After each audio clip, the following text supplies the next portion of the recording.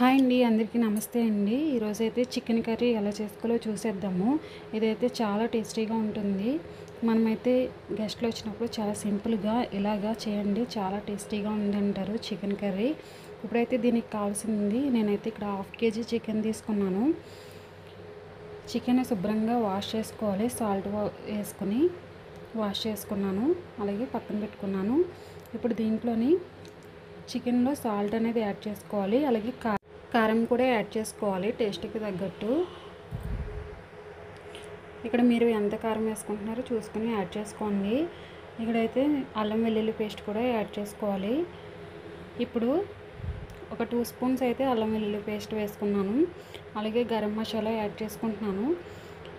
ఇది వచ్చేసి అన్ని స్పైసెస్ ఉంటాయి కదండి, బిర్యానీ స్పైసెస్, అవి లైట్గా ఫ్రై చేసుకుని గ్రైండ్ చేసుకున్న పొడి అనమాట ఇది. దీన్ని 1 స్పూన్ వేసుకుంటే చాలా టేస్టీగా ఉంటుంది కర్రీలోని.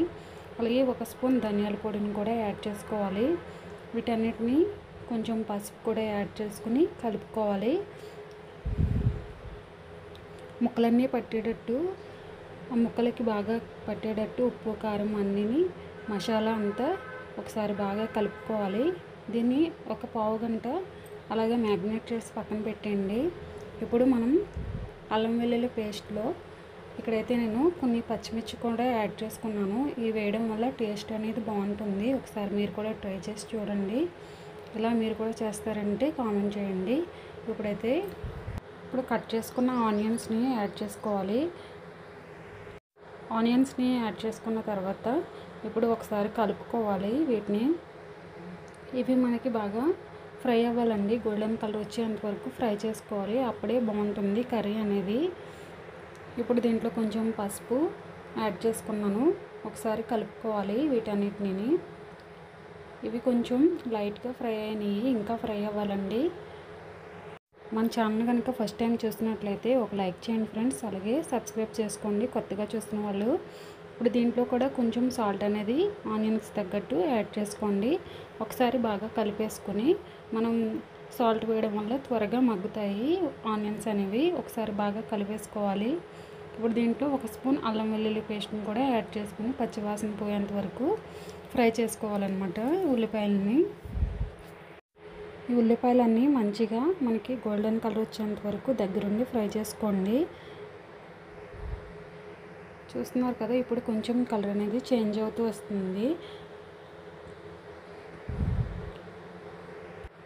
ఇప్పుడు ఇవి బాగా ఫ్రై అయినాయి. ఇప్పుడు దీంట్లోని మనం మ్యాగ్నేట్ చేసి పక్కన పెట్టుకున్నాం కదా, ఇప్పుడు చికెన్ని మొత్తం యాడ్ చేసుకోవాలి. ఒకసారి బాగా కలిపేసుకోండి ఆనియన్స్ అన్నీ మొత్తం కలిసేటట్టు. ఈ విధంగా కలుపుకున్న తర్వాత మూత పెట్టేసి మగ్గనివ్వాలి. చికెన్ నుంచి వాటర్ వచ్చేంత వరకు మగ్గనివ్వండి. వాటర్ వచ్చిన తర్వాత ఇప్పుడు మనకి చికెన్ అనేది కొంచెం బాగా కుక్ అయిందని, ఇప్పుడు దీంట్లో అయితే మనం మసాలాలన్నీ యాడ్ చేసుకున్నాము. ఇప్పుడు వచ్చేసి దీంట్లో 1 స్పూన్ అయితే గరం మసాలాని యాడ్ చేసుకోవాలి. లేదంటే చికెన్ మసాలా ఉంటుంది కదండి, అది కూడా 1 స్పూన్ యాడ్ చేసుకోండి, బాగుంటుంది.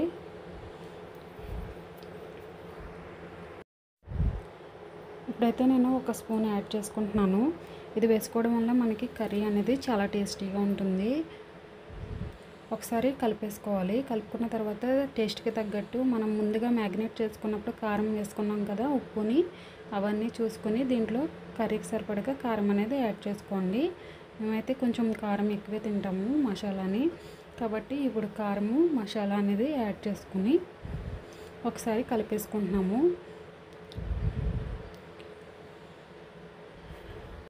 ఇప్పుడు దీంట్లో అయితే ఒక చిన్న గ్లాసు వాటర్ అనేది యాడ్ చేసుకుంటే మనకి చికెన్ అనేది బాగా ఉడుకుతుంది. మసాలాలన్నీ వేసాం కదండి, ఇప్పుడు మనకి కారం అన్నీ సాల్ట్ అన్నీ బాగా పడతాయి చికెన్కి. చికెన్ కూడా మనకి మంచిగా ఉడుకుతుంది వాటితో పాటుని.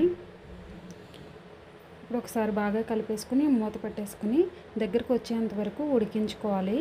ఇక్కడ నేను సాల్ట్ సరిపోయిందా లేదా అన్నీ చెక్ చేసుకుంటున్నాను. ఒకసారి సరిపోకపోతే ఒకసారి యాడ్ చేసుకోండి చెక్ చేసుకుని. నాకైతే ఇక్కడ సాల్ట్ అయితే కొంచెం తక్కువైంది కాబట్టి ఒకసారి కలుపుకుంటున్నాను వేసుకుని.